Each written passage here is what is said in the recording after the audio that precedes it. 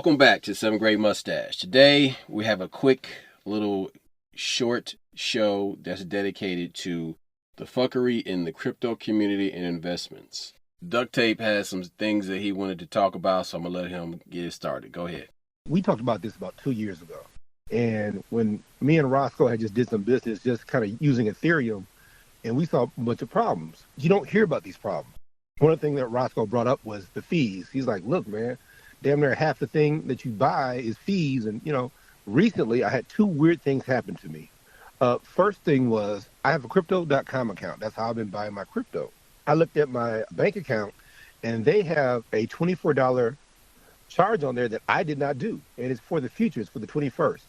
So, of course, I'm going to call and complain about it. But it just makes you wonder. What date did you see the charge on?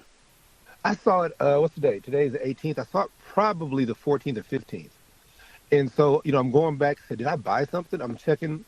And I haven't bought anything. I have bought stuff. The last thing I bought was, like I said, the 15th and 16th. This charge is on which account? The charge is on my crypto.com account. And what is that connected to? My bank account, to one of my debit cards. And it's pending for the 21st. So, like I said, I discovered it, and I kind of thought, let's see if it falls off. Now, it did not fall off. And so now I'm like, okay, I'm going to call them on Monday, complain about it, of course. But I just think it's weird that I don't think it was a mistake. I think they do a lot of this shenanigans shit that you don't catch because you're too busy. Plus, you got the inauguration coming up where they think crypto's going to take off. This might just be a way for them to steal a little bit of money from you. Or it could just be a general mistake. Don't know. But I just want to bring it to people's attention. The next one happened to me last night. The only reason I made such a big deal about the other one is because what took place last night. So when I realized that this mistake hadn't been corrected on its own, that's when I decided to stick a bunch of stuff on my Ledger Nano. It's my little cold wallet. So I pulled off the rest of my Ripple, put it on the cold wallet. I pulled off my Stellar, put it on the cold wallet. I put some Shiba, Pepe, Flare. I think I might have did one other thing. But for some reason, everything worked. Everything took maybe a couple seconds, maybe even 30 seconds at the most, close to a minute. But the one that did not work was the Stellar Lumen. So I moved 1,000 Stellar to my cold wallet. Did not happen. So I thought, well, maybe I did something wrong. So let me test. So I did another 100. So I did 1,100, and it did not happen. It said pending. It said pending all night long, to the point where I thought, well, did I do something wrong? So finally this morning, again, I did this last night. I was watching football, so probably around 8 o'clock. It did not kick in until maybe 12 hours later, maybe 7, 8 this morning is when that's when I really woke up and saw for sure that it happened. So this whole idea that, again, that this stuff is instantaneous, it's the future, that's a bunch of bullshit. The other thing that I did was, of course, I Googled it, like, hey, why is my stuff not going through? AI said, well, it could be congestion. But why would Stellar have a bunch of congestion? It doesn't matter. The bottom line is that this whole idea that there's no problems with it, that's a farce. What was the name of the website you looked up, Roscoe? Web3 is going great. That name is hilarious. But on this website, if you go on there, it shows you a bunch of the problems with cryptos. The major problems, the major articles that you're not seeing, a lot of articles from overseas, a lot of stuff from other places that these, like I said, you're being told that this shit works. The other example I got, how many of us at work have seen them take on AI and the AI is not working? A friend of mine said they fired a bunch of people at his job before they installed AI and the AI didn't work. So this whole idea that we're already at Skynet, we're not there. The whole idea that this money thing is so much better and faster is not true. If you got any opinions on it, Roscoe, let me know. But definitely, I thought I lost 1,100, which is like $400. I'm like, did I lose $400? That's how upset I was. But I'm like, okay, it went through. And even to the point where I was like, hey, does my Ledger Nano have to be connected for it to work? And the answer is yeah. If your Nano's not connected, it's not going to work. But whatever message was sent through when it logged back into the chain, whatever, it did happen. But I'm telling you, it took 10 to 12 hours for that transaction to take place. So a lot of these institutions and these groups rely on what I call the ghost punch. The ghost punch is kind of like the reverse of a 5-finger death touch. Whereas the 5-finger death touch is they touch you and then there's a delayed reaction. And you blow up. This is there's a delayed reaction and then you get touched. So it's the opposite of the death touch. So what I'm talking about is this ghost punch. Banks have been relying on this. My bank, for the longest time, never had any problems. If you went and you bought something using a debit card, it would show up right away. But what I found in the past 6 months, it wasn't a whole year, it was in this past 6 months, they decided to put a delay on letting that show up. So this goes back, boys and girls, to when you learned how to balance a checkbook. And in balancing a checkbook, you learned about money that was coming in and money that was going out. So that when you wrote a check, you knew exactly how much money was in there when you was writing that check, and you would make a little note inside the checkbook on how much you wrote the check for, and you would subtract that from the available funds. Of course, you're doing this now with digital transactions.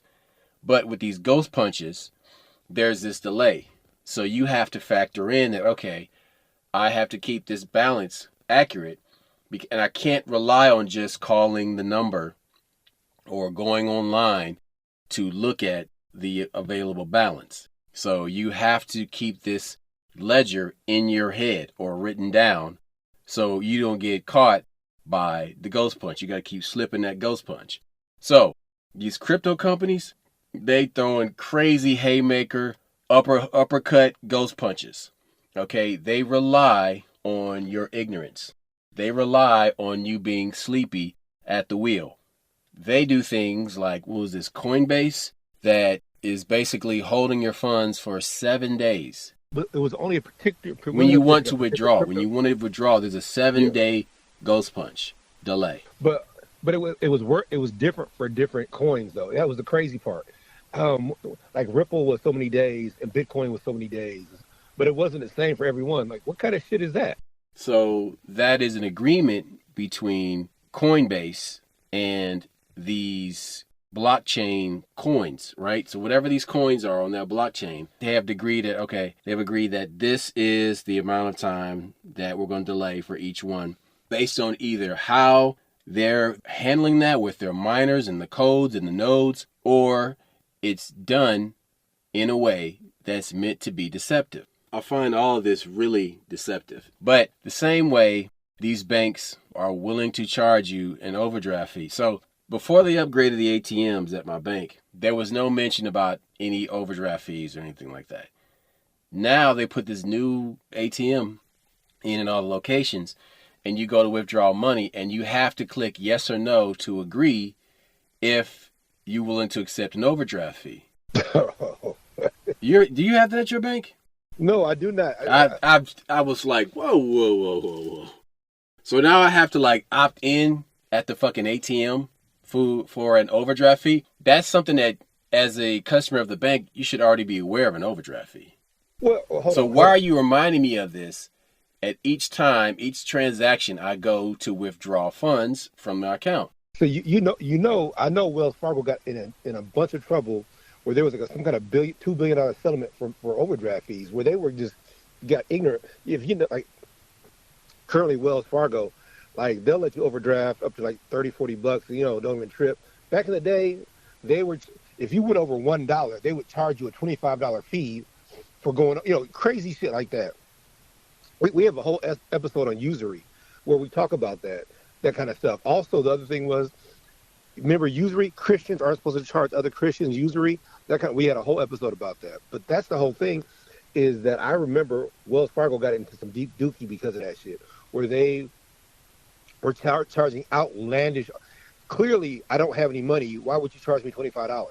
You know what I'm saying? Don't get me wrong. Give me 2-day grace period to fix it. But you're charging me so much more. You're literally making poor people poorer. Excuse me.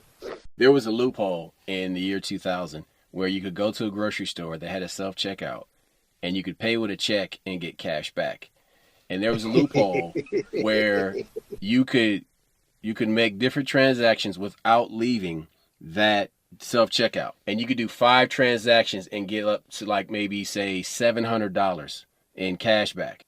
Dude, just saying, that was some shit that was available. Hey, back in the day. If you were born in the 80s, you could bounce a check, get a job, and pay that check before.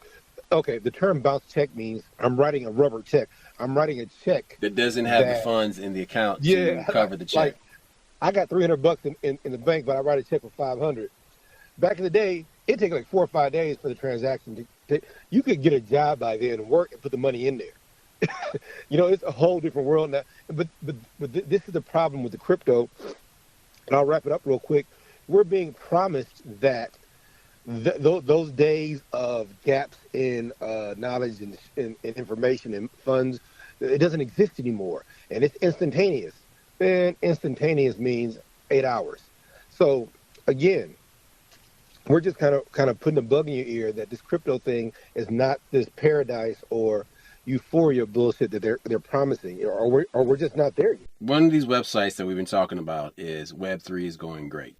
And that website it reports on all of these scams that all these crypto companies and these NFT DAO organizations are running on people. And when he says scams, he's not talking about the hackers.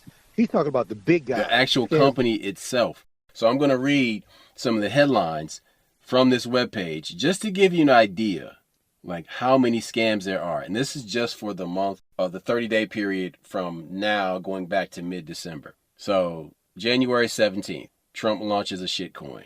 January 17th, Digital Currency Group settles with the SEC for $38 million over misleading statements surrounding Genesis cryptocurrency collapse. January 16th, Maker's Place NFT marketplace shuts down, citing challenges and funding difficulties. January 15th, BitMEX fined additional $100 million for regulatory violations. January 14th, the Idols NFT loses $324,000 to exploit. So an attacker noticed a vulnerability in a smart contract for the Idols NFT project and stole $324,000 from people. January 14th, Sony accused of rug pulling after freezing its IP, infringing meme coins on their Sonium blockchain. Wow. January 13th, Australian Open apparently scraps its NFT because of possible scams and rug pulls. January 12th, Uniled exploited for almost $200,000. Yeah, so it was a unified platform for all things AI and finance. It was exploited for $200,000. And an attacker was able to take advantage of a bug in a smart contract that handled token redemption. January 11th, Bankless Podcast, Crypto Podcast. The hosts are slammed for dumping tokens.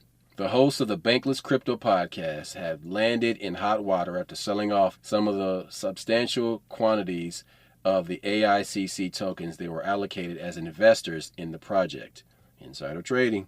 Let's see. January 9th, 2.2 million stolen by fake job scammers. New York Attorney General Letitia James announced a lawsuit against a group of scammers operating a scheme in which they promised fake job opportunities to victims, convincing them they needed to first deposit cryptocurrency. There you go. All right, Nigerian prince. January 8th, Moby Trade. I gotta pay crypto to get a job? That's fucked up. Right, I exactly. can't afford crypto.